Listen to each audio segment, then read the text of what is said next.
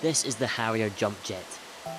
After the Spitfire, it's probably the Harrier that's the most iconic British fighter design.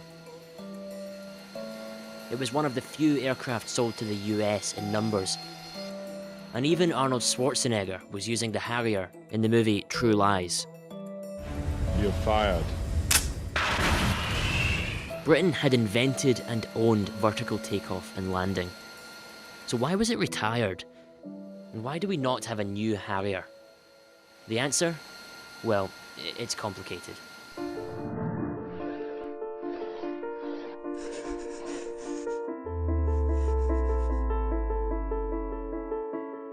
To understand the significance of the Harrier jump jet in the British psyche, you need to go back to 1982.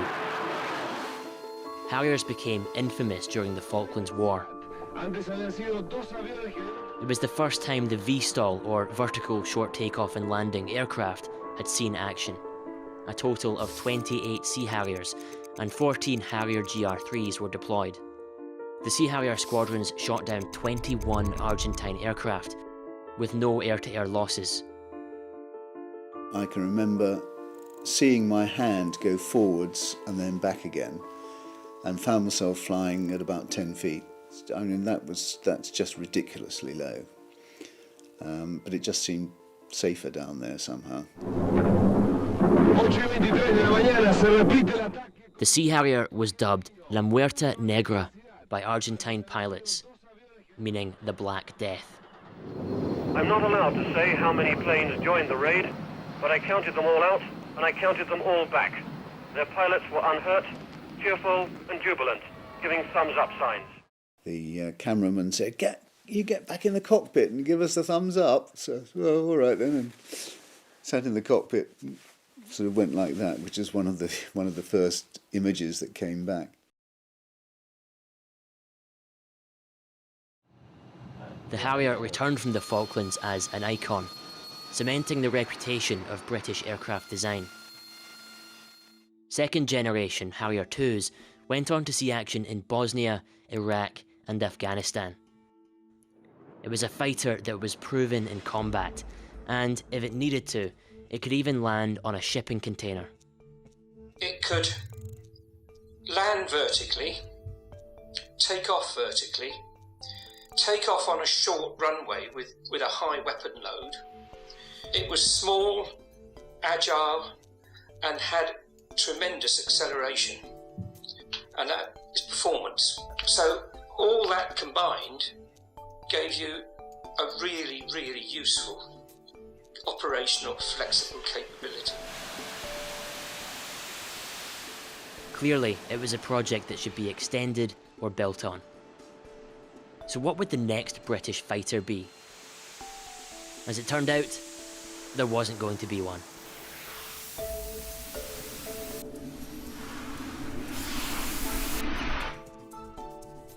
Throughout the 1950s and 60s, a number of aircraft companies separately decided to investigate the viability of vertical or short takeoff and landing. The concrete runways that jet aircraft required were vulnerable to attack, and the solution was to make an aircraft that could take off virtually anywhere, like they could in the Second World War. In any war, what would get hit first by the enemy? Answer: the air bases. So they'd take them out. So the Harriers could operate still without a main air base. VSTOL aircraft would be able to take off, land and refuel anywhere. Jets would be able to hide in woodblocks, improvised bases, or even car parks, without requiring large and vulnerable air bases. For the Cold War, that advantage could be huge, if only they could get it to work. Making a jet hover turned out to be no easy task. Jets fly because of the air passing over their wings, and with no forward momentum, that doesn't work. The solution is downward thrust, enough thrust to lift the entire aircraft, with nozzles to keep it stable, and some way of then transitioning into normal flight. That's what would make a VSTOL aircraft successful. But engineers around the world were going about it in different ways. As early as 1951, there were crazy designs that had aircraft taking off vertically like rockets from warships. In the 60s, the US was making failed VSTOL prototypes a bit of a bad habit. There was swivelling engines on wingtips, lift fans, separate lift jet engines. The ideas were modern and brave, and of course, few of them worked. There was even a moment in history when companies were trying to make large cargo aircraft that could take off on short runways and land vertically. Even NASA had a vehicle taking off vertically. The Lunar Landing Research Vehicle was built to simulate the moon landings. And although it helped to put Neil Armstrong on the moon, even it didn't go without an accident.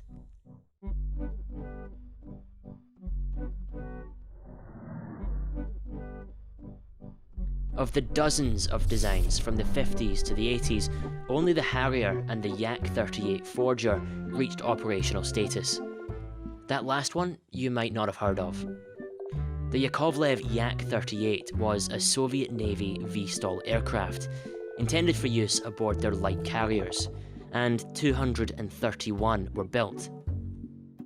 It was used on the Soviet Union's Kiev-class carriers and was even tested in Afghanistan against the Mujahideen. Its approach was different to the Harrier.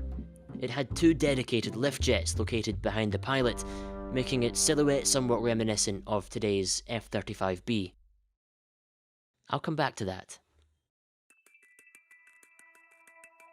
While other countries were attempting to design their own unique VSTOL aircraft, Britain was quietly proceeding with its own developments. First in 1953, with experimental machines like the Rolls-Royce thrust measuring rig, known as the Flying Bedstead. It became the first jet-lift aircraft to fly anywhere in the world, and it led to the short SC-1, designed to study vertical takeoff and landing and the transition to forward flight. It was equipped with the first fly-by-wire control system for a VSTOL aircraft, and for years its test provided data that led to the famous Pegasus engine. And that engine is what would go on to power the Harrier. It's this vectored thrust engine that allows the pilot to change the angle at which thrust is being projected, allowing a fighter to take off vertically, hover, and land vertically for the first time ever. The Pegasus uses jets of cold air from rotatable nozzles, along with a hot jet which was directed through a conventional central tailpipe. The Pegasus engine was the first oval engine in the world. And what it did is it enabled that transition from forward flight to vertical flight. The actual engine itself has 4 exhausts, so 2 exhausts on either side, and these exhausts will rotate. So if it's facing backwards, it will move forward, and when it's rotating downwards, it will lift. Impressively, the concept for this was created in 1960, and this aircraft is still flying around today. So they've developed a product which is very innovative, but also able to adapt to new technologies. But prioritising the ability to hover meant that the Harrier had to sacrifice in other areas. It couldn't fly at supersonic speeds, and it couldn't carry as much fuel or munitions as other fighters. You can't go supersonic because the shockwave off the intake puts a big ram effect. You can't go any faster. And it didn't need to, because you could move the aeroplane up to the front line in these hides and get to the targets in no time. You didn't need to go supersonic. And if you use supersonics, you used a lot of fuel. But a supersonic VSTOL aircraft was being developed, just not in the UK. In the 80s, the Soviet Union wanted to upgrade its VSTOL jets. The result was the Yak 141, capable of flying at Mach 1.7. It's similar to today's F-35B due to its rotating rear nozzle technology, but it never went into production. That's because its manufacturer, Yakovlev, ran out of funds due to the Soviet collapse, and it had to look elsewhere for investment. Yakovlev entered discussions with several foreign partners, but it was Lockheed who they reached an agreement with, the same Lockheed who were about to start developing the F-35. Yakovlev announced a deal with Lockheed for funds of around $400 million. In return, they'd produced 3 new prototypes and an additional static test aircraft. It was a technology transfer.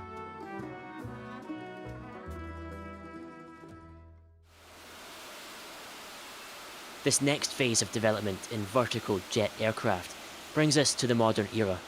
So why don't we have a new Harrier today? Well, in 1993, the US began developing its Joint Strike Fighter program.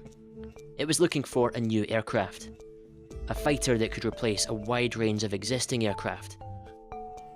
The F-16, A-10, F-18 Hornet and Aviate-B Harrier. 2 years later, the UK became a formal partner, signing up to buy the same aircraft. For the UK, it would replace the Harrier and Tornado. As it was replacing so much, this new aircraft had to do a lot. It would need to fly at supersonic speeds, with stealth, and be capable of short takeoff and vertical landings. A scaled-up Pegasus engine couldn't reach supersonic speeds, and its nozzles, sticking out of the aircraft, were never going to meet the stealth requirement. So this aeroplane died a natural death because its capability could not be grown into high survivability, and that high survivability means you need a stealthy aeroplane. You can't do that with this aeroplane. For one thing, the engine configuration doesn't allow you to put the engine in the back of the aeroplane, which allows room up front for a bomb bay. So you have to have an aircraft with an engine at the back of the aeroplane. If you then want to land vertically, right, which is what the Marines wanted to do, you've got to then balance the thrust on the aeroplane by having thrust forward. On Harrier, it's produced by the forward nozzles. So how do you get thrust forward in the aeroplane? The Harrier concept didn't fit the bill. And to put the nail in the coffin, it seemed like Lockheed Martin's Skunk Works had already found and patented the perfect solution years earlier. Lockheed's patented solution? A lift fan inside the fuselage, just behind the pilot, where the two lift jets were on the Yak 141. The answer the F-35 came up with was, put a shaft on the engine, put it at the back, put a shaft on the engine, drive the shaft through the fuselage, and drive a lift fan at the front, which provides the front post. And that was the design that teams of engineers worked on for nearly 10 years to come up with. Now, that was a bit of brilliant engineering design that was an innovation that you rarely come across. It was like Harrier in its early days. And he patented it. And we spotted the patent. And of course, when we saw it, eureka. It had to be the best solution. And so that won the competition. And of course, we in the UK said, OK, we'll join that programme because the RAF want the aeroplane. Where the Harrier has its rotating engine nozzles for downward thrust, the F-35 uses a combination of its internal lift fan and by rotating its main engine nozzle at the back so that it's pointing down. Together, the fan and nozzle produce more than 40,000 pounds of thrust, enough to lift the nearly 20-ton aircraft. The lift system is designed very differently from the Pegasus in that its main module is the lift fan, which is to the front of the aircraft. It has a counter-rotating fan, and it essentially pushes the airflow downwards. And then you've got the drive shaft and the clutch and the roll posts, and the roll posts either side to help balance the aircraft. And then you've got the three-bearing swivel module at the back, which is totally unique in its design. It also directs airflow downwards, but it can rotate around 95 degrees within around 2.5 seconds. The entire capability of the lift system is around 40,000 pounds of thrust. And to put that into perspective, that's the equivalent of launching 10 elephants to the top of the Empire State Building in 7 seconds. Wow. It also yeah, it's crazy. The lift fan devised by Lockheed and DARPA in the early 80s was the only workable solution that could give a plane vertical capability, supersonic speed, and radar-evading stealth. Obviously, Lockheed came out the winners in the procurement process. And just like that, Britain's next hovering fighter jet was going to be the F-35B. We talk about STOVL a lot. Short takeoffs, hovering, vertical landings. slow landings, but they're just the smallest part of what we do with an F-35. And what was very difficult to do in the Harrier era is remarkably simple for an F-35 pilot to accomplish. We do not need to be spending our time worrying about landing and taking off an F-35. We need to dedicate our time to employing what the aircraft is capable of doing. And so we've made the STOVL functions so simple that every man and woman finds it remarkably easy to transition to. Look, at an F-35 in the hover, you could take your hands off because it's completely stable on its own. It is remarkably simple to get into that position and to put on the ground on purpose.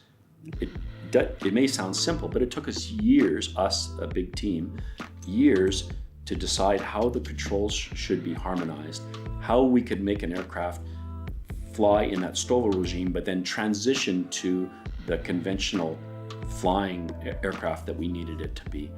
That's a product of the VOC Harrier research work. That's a product of the X-35 team. And that's a lot of understanding over the years of what we expected the human to do. Yeah, the sitting in a hover is essentially hands-off task, where in the Harrier, it was a non-stop effort to keep it stable there. In some ways, modern hovering jets have more in common with a Soviet aircraft than the Harrier. But for UK manufacturing, the F-35 project isn't doom and gloom. BAE and Rolls-Royce are building parts all over the airframe.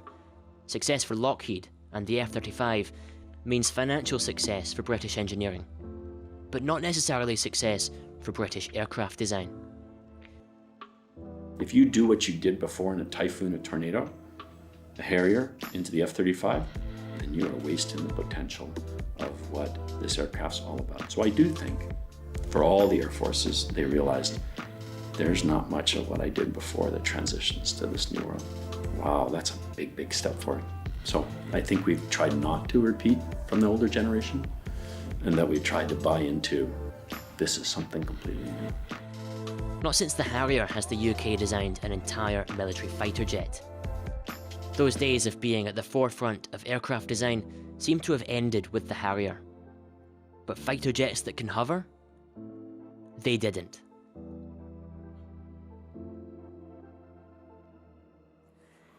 Give this video a like for the puppet alone. That is not easy.